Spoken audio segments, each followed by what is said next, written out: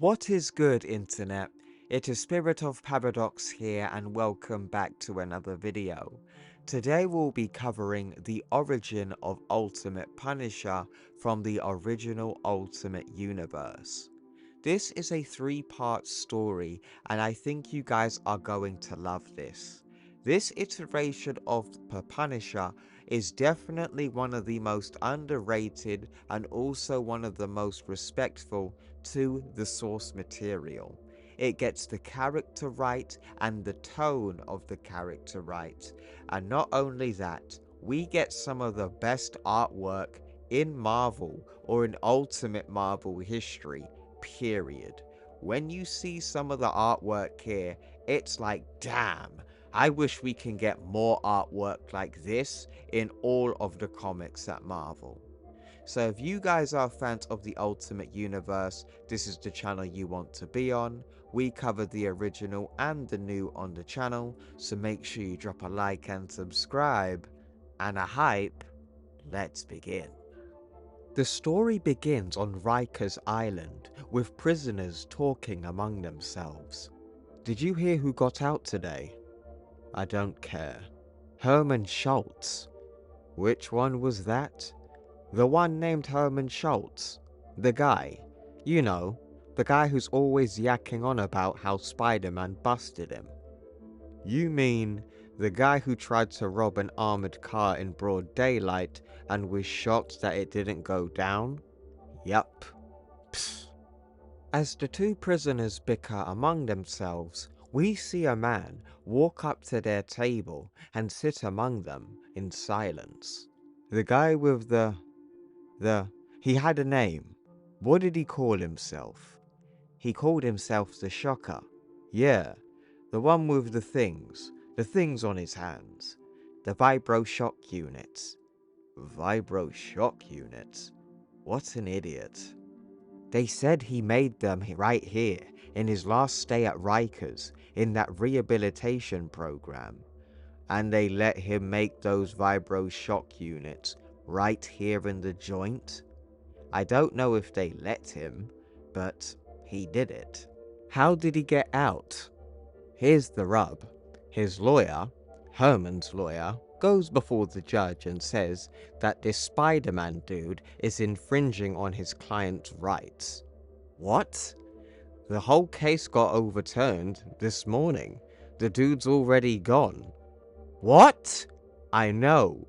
And that worked.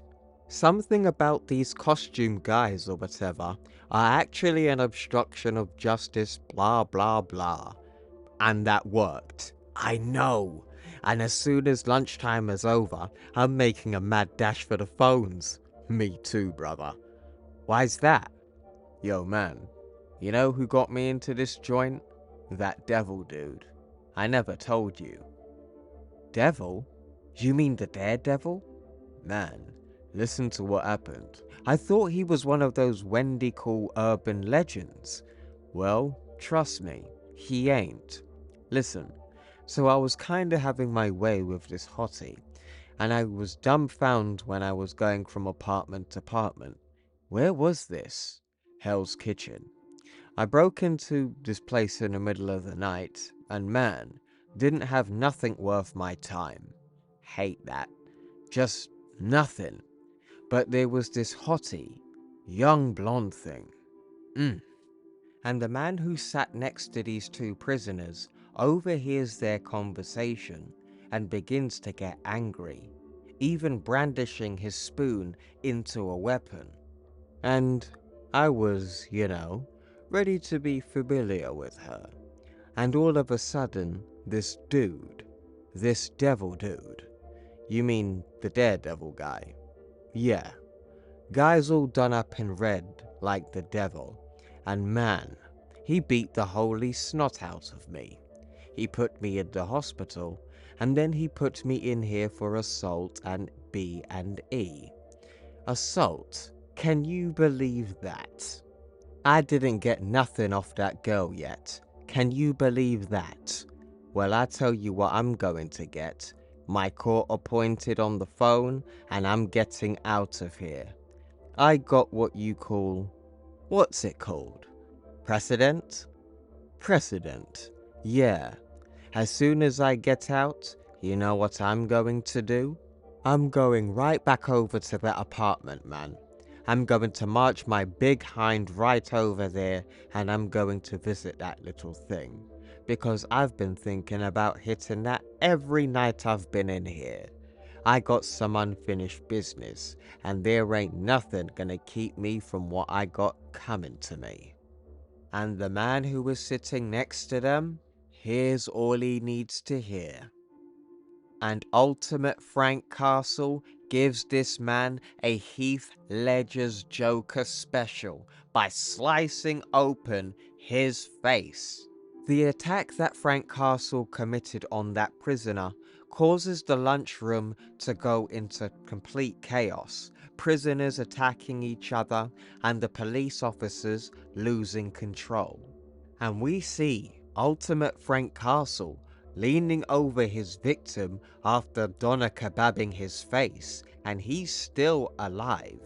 The other prisoners see what Frank has done, and they piss themselves in fear, but Frank isn't over with them yet. We see the prison guards arrive to the scene, fully armored with weapons in hand, and we see Frank getting ready to fight them. The prison guards manage to control most of the prisoners, but we see they go up against Frank with hesitation. Come on, Frank, I don't wanna have to. Don't wanna have to what? He used to be a cop, as we see Frank points at one of these cops with his finger and has his weapon in hand. The cop tells him, and he's in here for killing a cop, and then begins to tase Frank Castle. The prison guards manage to subdue Frank Castle, but some of them have remorse for him, because he used to be a cop in this universe, and we find out later in this story on what's happened. The police drag him to his cell until someone comes to speak to him. A woman by the name of Dr. Rubin comes to visit Frank. "Good morning," she says to the guard. "Good morning, Dr. Rubin. How is he this morning?" "Prince among men." And she's shocked to what she sees. "Oh my God! What? Unlock him! What is this?" Warden's orders. "No, no, no, let him out of this contraption. Lord, lady, he's not a cannibal for heaven's sake. Did you even read his report? He's not going to hurt me. You know why? Because he only kills those he believes to be criminals. I'm not a criminal, you're not a criminal, and that is ridiculous. I'll have to get the warden." "Do that then." As the guard leaves the two of them alone, Dr. Rubin asks, "So, how are things?" But Frank responds with silence. A bit of a joke I was going for there. A little icebreaker, but yeah. "I see you caused a bit of a thing at lunch yesterday. How many is that? 9 dead inmates in what? It's amazing they even bother letting you out of solitary." "So, I've been riding the warden pretty hard about getting you out of here altogether. Gay. I told him all Frank Castle wants to do is execute criminals. That's why they call him the Punisher on 6 o'clock news. And what do? Put him in a prison with criminals. And, you know, the warden doesn't even see the irony. Or maybe he does. Who knows? I know I do. But the guy definitely is set on keeping you in here. That is for sure. And you have to wonder." And Frank finally responds and says, "Wonder what?" Oh, he speaks. "I wondered if maybe the warden likes you in here, thinning the herd for him. So I looked up your record of your latest kill, and I've got to say, you sure can pick 'em. This one, Jim Washington, was in here for a series of rapes and assaults. Seems right up your alley. So, what did he say to get your dander up in such a dander?" He made it very clear he was no longer needed on the planet. Says you? Says some little girl I saved from an inevitable life of horror. Maybe. Definitely. You know what it didn't do? It didn't bring your family back to life. You feel like finally talking about it? Talk? And we see Frank begin to have a vision on the day when he was at the park with his family. We see his children, his son playing ball in the park, his daughter holding balloons with his other daughter, and his wife taking pictures of all of them. But the thing is, hired hitmen were watching them from afar and then started walking up towards the family with rifles in hand. His wife notices them first, and then Frank sees them. Before Frank could do anything, the hired hitmen brutally gunned down him and his family, leaving both Frank and his wife bleeding out on the ground next to each other. But the hired hitman comes up to Frank to finish off the job. And in Frank's final moments of being conscious, he remembers the golden belt buckle the hired hitman had on him. And this would be an image Frank would never forget and will always remember. And the final image that had burned into Frank Castle's mind that day would be of the man pointing a gun at his head and a balloon flying off into the distance, and bang. As Frank comes back to reality, he says, "No, I do not want to talk about it." And Dr. Rubin tries to reassure him by saying, "Frank, you know I've read the reports. You know you were an exceptional police officer. And you know I respected your wife a great deal. If you hadn't killed those police cops like you did, I know I could have gotten you help. But no one will help a cop killer. It's the only thing I don't understand. It just doesn't fit. If you know something about those cops you killed, something I can use to state your case." She was a spectacular woman, Frank, and my heart breaks every time I think of the nightmare your life has become. But I cannot help you. If you don't meet me halfway, I can get you out of here. I can get you into a more humane institution where you can work out your issues, and no, you can't. Frank. So, we're done? Stubborn. I just want to help you, Frank, as we see her begin to pack up her files and leave. "Guard," she says. But the thing is, she's left something vital for Frank. She left a cup of coffee, a paperclip, and a pen on the table. And with Frank Castle being alone in his cell with these items on the table, the reader is left with a pondering question. Is Frank Castle going to use these things to break out, or is he going to rot in jail for the rest of his life?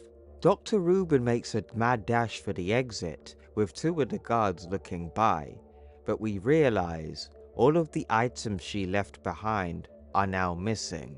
The two guards enter Frank's cell and prepare him to be taken away, but they let him know.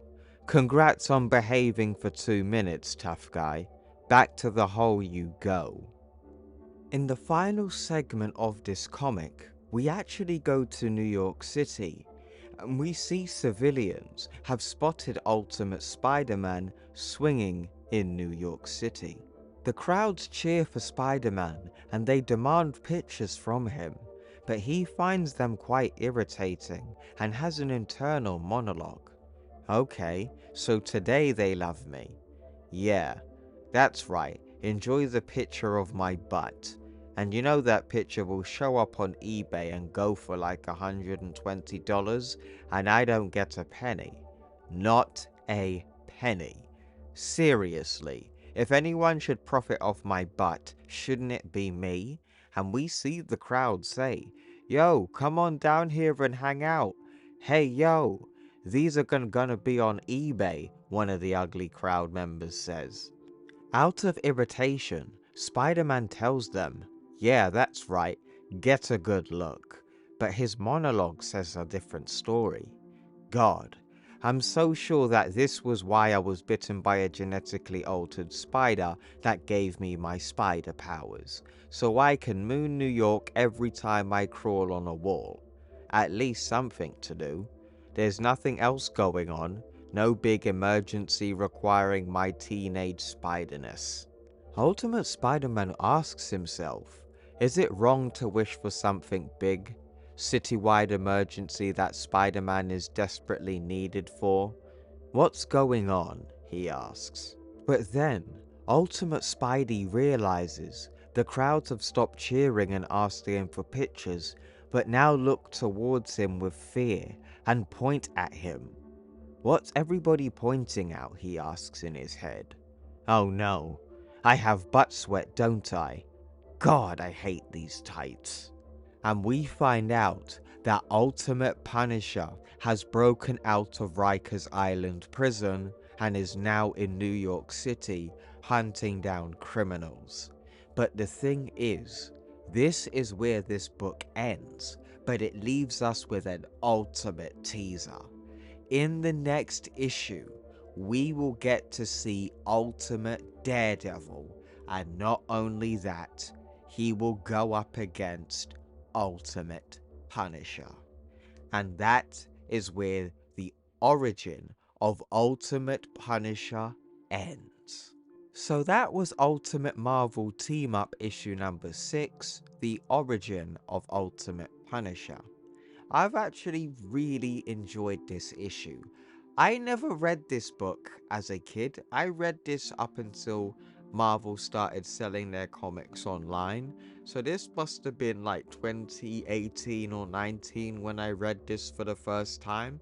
And I really did miss out on this book as a kid because I remember seeing it as a kid in a bookstore back in the day, but I never picked it up.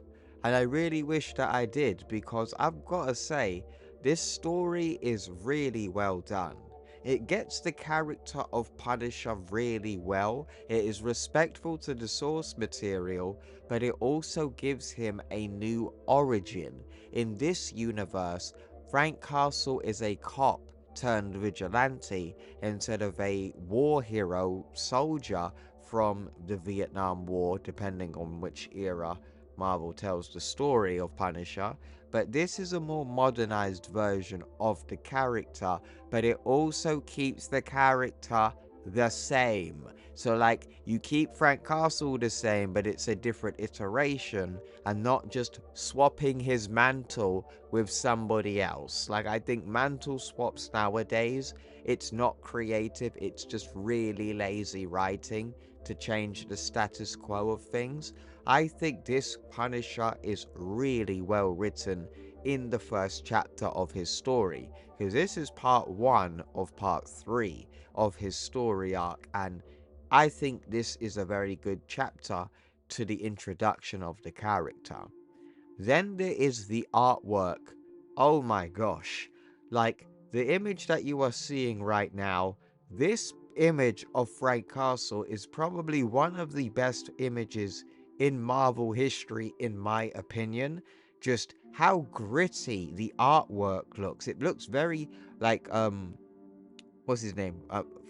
Alex Ross, that kind of realistic tone, and you could see all the lines and the drawing, the shading, the shadow, and it just looks really nice. And I just think, wow, I would love to see more artwork at this quality at Marvel Comics, but you can't, like, is this going to be expensive to get a top quality artist like this today? But the artwork in this story arc is phenomenal. 10 out of 10 in my opinion. Damn near flawless, if not flawless in my opinion. So I highly recommend picking up this story and recommend subscribing so you guys can stay tuned for the next video when we continue this story arc. But let me know what you guys think in the comments below about this story. Do you like Ultimate Punisher? What do you think of his origin? Do you want to see more? And what do you think of the character overall? Because I'd say he's a pretty underrated Punisher variant in my opinion. But thank you very much for watching. I hope you guys enjoyed. If you guys did, make sure you drop a like. If you didn't, drop a dislike. That also helps. And also drop a hype on this video because it boosts me in the algorithm. And I will see you guys in the next one. Take care.